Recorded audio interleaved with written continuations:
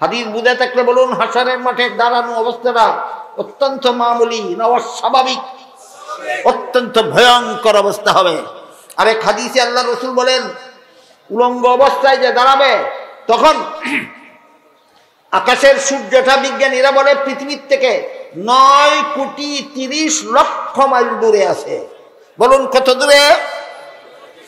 9,30,00,000 mile দূরের সূর্যের মধ্যে যে পরিমাণ তাপ আছে, আল্লাহ রসুল বলেন এই তাপটারে আরো 70 গুণ বর্ধিত করে 9 কোটি মাইল দূরের সূর্যটা হাসরের মাঠে দাঁড়ানো মানুষের মাথার 9 ইঞ্চি উপরে রাখা হবে। এবার বলেন, হাসরের মাঠে দাঁড়ানো অবস্থাটা স্বাভাবিক না অস্বাভাবিক? অস্বাভাবিক। এমত অবস্থায় হাসরের মাঠের কষ্ট সহ্য করতে না পেরে সত্যের পথ অবলম্বন করুন। KH Islamic media. এই পর্যন্ত আপনারা কাউসার শব্দের একটা তাফসীর শোনাইবার চেষ্টা করলাম। কাউসার শব্দের 2 নম্বর তাফসীর হাসরের মাঠের শাফাআত।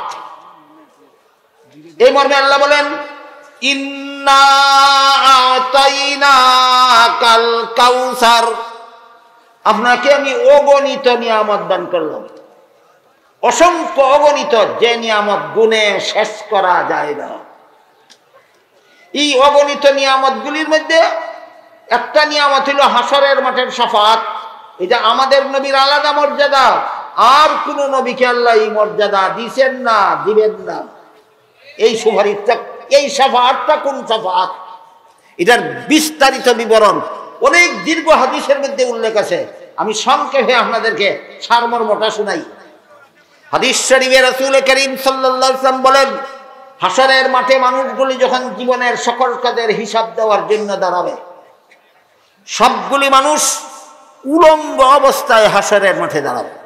বলুন কি অবস্থায়? উলঙ্গ অবস্থায়। নবীর বিবি আয়েশা সাথে সাথে নবীকে জিজ্ঞেস করে, নবী আল্লাহর রাসূল, সারা দুনিয়ার সমস্ত নারী, সমস্ত পুরুষ একের সামনে অপরে উলঙ্গ অবস্থায় দাঁড়াবে, এটা তো বড় লজ্জার কথা। নবী বলেন, আয়েশা, সেই দিন আল্লাহর ভয়াবহ রাগ এবং শাস্তির ভয়ে প্রতিটি মানুষ হা কইরা উপর দিকে তাকাইয়া যে দাঁড়াবে, এক মুহূর্তের জন্য নিচের দিকে দৃষ্টি নেওয়ার সাহস পাবে না।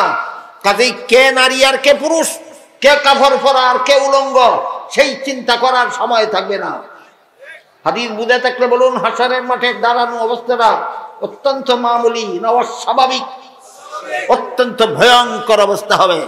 আরেক হাদিসে আল্লাহ রসুল বলেন, উলঙ্গ অবস্থায় যে দাঁড়াবে তখন আকাশের সূর্যটা বিজ্ঞানীরা বলে পৃথিবীর থেকে 9,30,00,000 মাইল দূরে আছে।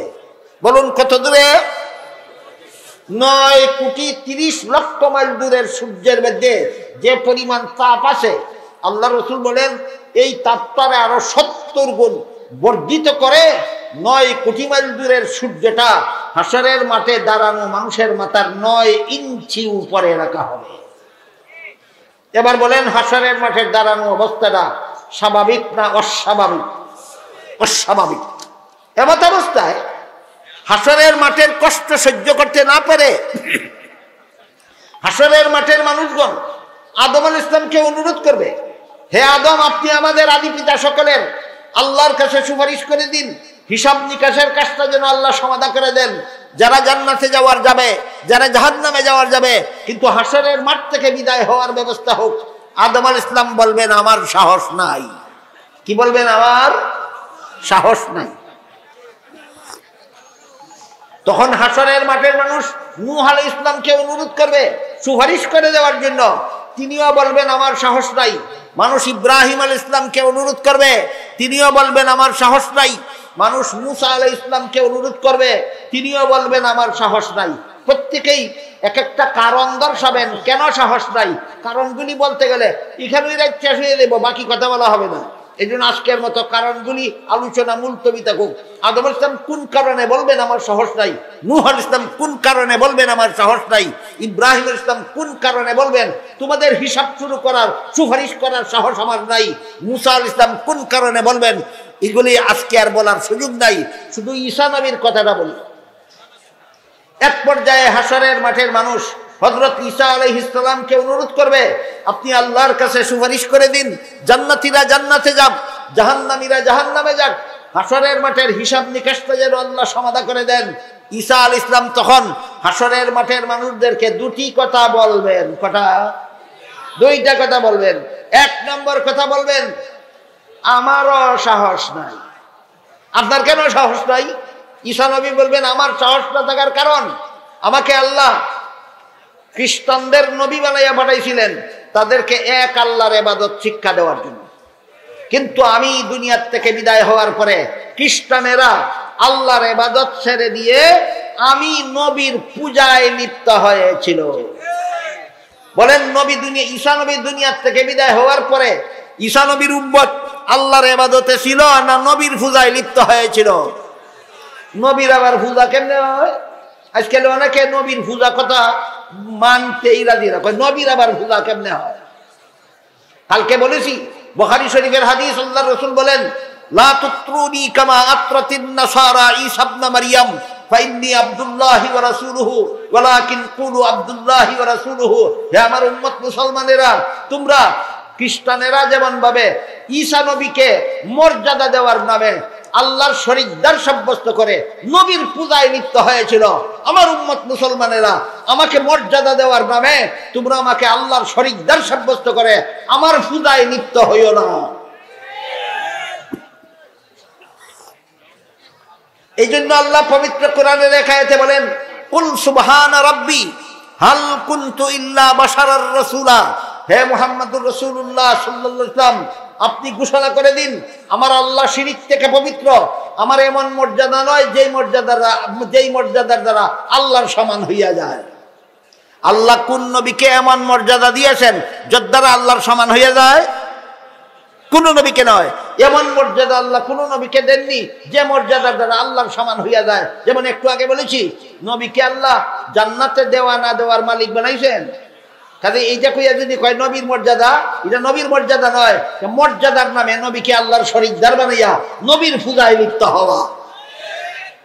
তাই আল্লাহ বলেন, আপনি ঘোষণা করে দিন, আপনি আমার শরীকদার না, আমি সকল প্রকার শিরক থেকে পবিত্র। আরেকটা কথা ঘোষণা করে দিন, কুল সুবহানা রাব্বি হাল কুনতু ইল্লা বাশারার রাসূলা। আমি মানুষ রাসূল, মানুষ রাসূল, মানুষ রাসূল।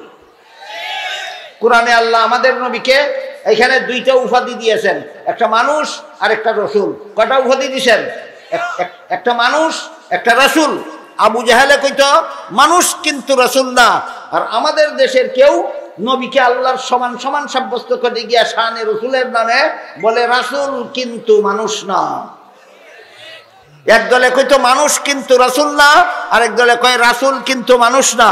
আল্লাহ বলেন রাসূলও মানুষ। তিনটা মতবাদ পাওয়া গেল। আমরা কোন মতবাদে থাকবো? হ্যাঁ, রাসূলও মানুষ। যারা বলে মানুষ না, এরার একটা যুক্তি আছে, যুক্তি, দলিল না যুক্তি। এটা তো মন গড়া, এটা তো আহলে সুন্নতের হক নয়, এটা তো আহলে বিদআতের হক। যুক্তিটা হইল, আমিও মানুষ, নবীও যদি মানুষ হন, তাহলে আমার মধ্যে আর নবীর মধ্যে বেশ কম থাকে কোথায়? এই হইল যুক্তি। আমিও মানুষ, নবীও যদি মানুষ হন, তাহলে আমার মধ্যে আর নবীর মধ্যে বেশ কম থাকে কোথায়? যুক্তিটা কোরআনের আয়াতের বিরুদ্ধে গেল কিনা?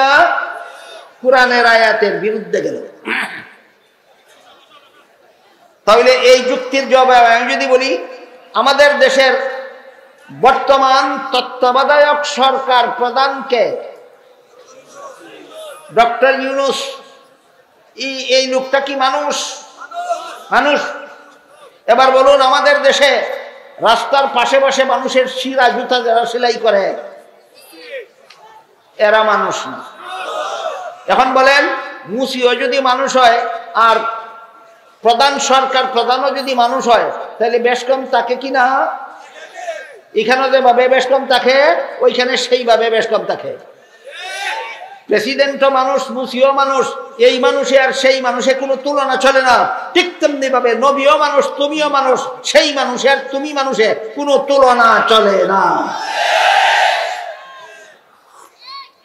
তাই হযরত ঈসা আলাইহিস সালাম হাশরের মাঠে মানুষদেরকে বলবেন, আমার দুইটা কথা শোনো, আমাকে আল্লাহ খ্রিস্টানদের নবী বানাইয়া পাঠাইছিলেন তাদেরকে আল্লাহর ইবাদত শিক্ষা দেওয়ার জন্য, কিন্তু আমি দুনিয়ার থেকে বিদায় হওয়ার পরে আমার উম্মত খ্রিস্টানেরা আল্লাহর ইবাদত ছেড়ে দিয়ে আমি নবীর পূজায় লিপ্ত হয়ে গিয়েছিল।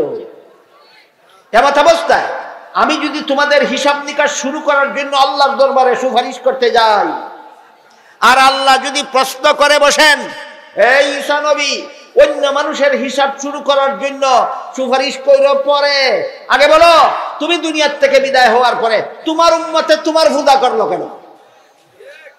তখন তোমাদের পক্ষে কথা বলবো দূরের কথা, আমার নিজের এই জান বাঁচাতে পারবো না, এই কারণে আমারও সাহস নাই তোমাদের হিসাব নিকাশ শুরু করার সুপারিশ করার সাহস আমার নাই।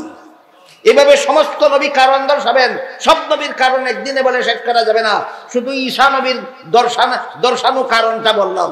একটা কথা ঈসা নবী হাসরের মাঠে মানুষকে বলবেন, আর একটা কথা বলবেন, সেটা শুনুন মনোযোগ দিয়া। সেটা হলো ঈসা নবী হাসরের মাঠের মানুষকে বলবেন, হে হাসরের মাঠের মানুষ শোনো, আজকে মানব জাতির হিসাব নিকাশ আল্লাহ কোন নবীর সুপারিশে শুরু করবেন না, একমাত্র মুহাম্মাদুর রাসূলুল্লাহর সুপারিশ ছাড়া।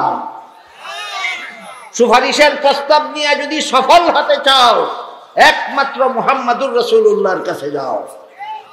ওই দিন যারা নবীকে আটকুরা বলে গালি দিয়েছিল, মনে আছে? যারা নবীকে আটকুরা বলে গালি দিয়েছিল, যারা বলেছিল মুহাম্মাদের ছেলে বাসে না, সে দুনিয়ার থেকে বিদায় হওয়ার পরে তার সুনাম রক্ষা করার মতো কেউ নাই। আল্লাহ বলেন কাউসারের দ্বারা দুনিয়াতেও আপনার সুনাম রক্ষা হবে, আখিরাতেও আপনার সুনাম রক্ষা হবে। আখিরাতে কাউসারের দ্বারা যতভাবে আপনার সুনাম রক্ষা হবে, এর মধ্যে একটা হলো সেই দিন আবু জাহাল দেখবে তার হিসাব নিকাশ আমি শুরু করি না আপনার সুপারিশ ছাড়া। আবু লাহাব দেখবে তার হিসাব নিকাশ শুরু হয় না আপনার সুপারিশ ছাড়া। আস ইবনে ওয়াইল দেখবে হিসাব নিকাশ শুরু হয় না মুহাম্মাদুর রাসূলুল্লাহর সুপারিশ ছাড়া। সমস্ত বেঈমান কাফিরেরা হাসরের মাঠে যখন দেখবে আপনার সুপারিশ ছাড়া কারো হিসাব নিকাশ শুরু হয় না, তখন বুঝবেন কাউসার কাকে বলে আর আপনার মর্যাদা সৃষ্টির শ্রেষ্ঠ কিভাবে হয়।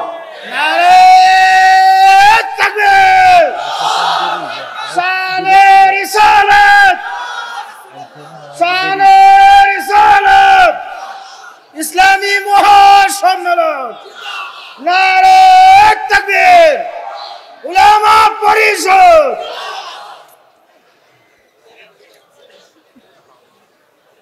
এই জন্য কাউসার শব্দের এক তাফসীর হইল উম্মতে মুসলিমা, আর এক তাফসীর হইল হাসরের মাঠে সমস্ত মানব জাতির হিসাব নিকাশ শুরু করার সুপারিশ। বলুন কোন কোন নবীর গুণ?